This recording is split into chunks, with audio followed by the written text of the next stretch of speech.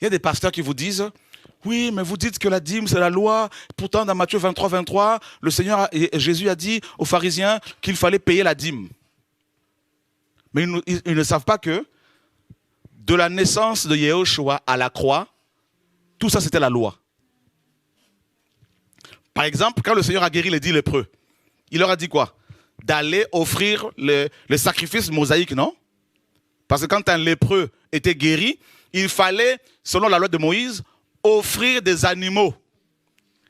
Aller au temple avec ces animaux, des colombes, tout ça, des tourterelles, en fonction de ses moyens, de leurs moyens, il fallait amener ces animaux au temple et les prêtres de l'époque devaient faire un sacrifice et confirmer que le lépreux était bel et bien déclaré pur et qu'il pouvait réintégrer la communauté.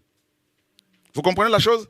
Donc quand le Seigneur a guéri les lépreux, les 10 lépreux, il leur a dit d'aller offrir des animaux. Voilà. Est-ce qu'après la croix, on le fait encore aujourd'hui?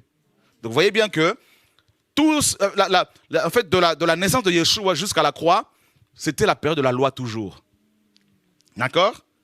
Voilà. Voilà pourquoi le Seigneur disait, vous avez appris, mais moi je vous dis. Vous avez appris, mais moi je vous dis. Par exemple, le Seigneur a été circoncis, vrai ou faux? Est-ce qu'aujourd'hui on oblige encore les gens à être circoncis? Non, c'est fini ça. Donc, dès le moment où le Seigneur, dès le moment où il a dit tout est accompli, c'est fini, la loi était finie. Donc les sacrifices d'animaux, fini.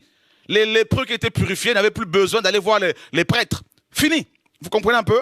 Donc l'âge de la loi a pris fin à la croix. Voilà pourquoi on bénit le Seigneur pour la croix. Donc maintenant, dans la plupart de vos Bibles, vous allez voir que si vous ouvrez la première page de l'évangile de Matthieu, ils vous mettent Nouveau Testament. C'est faux.